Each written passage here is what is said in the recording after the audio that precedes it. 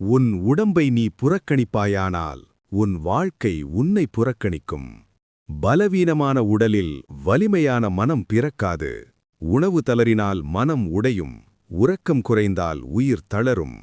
உனக்கு கோபம் வந்ததா? அது மனதின் தவறில்லை, உடம்பு சோர்வின் அழைப்பு. அருண் என்ற இளைஞன் சிறந்த வேலை இருந்தும் மனம் மட்டும் வீழ்ந்து கொண்டே இருந்தது.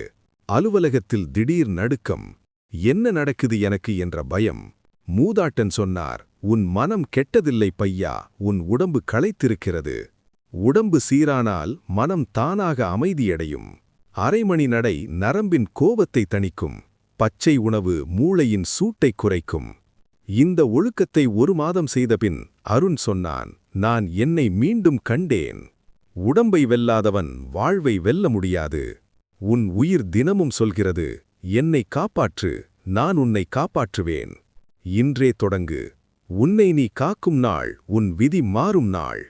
இந்த வார்த்தை உன்னை தட்டினால் அதை யாரோடு பகிர்ந்து வை, அவனும் எழுந்து நிற்பான்.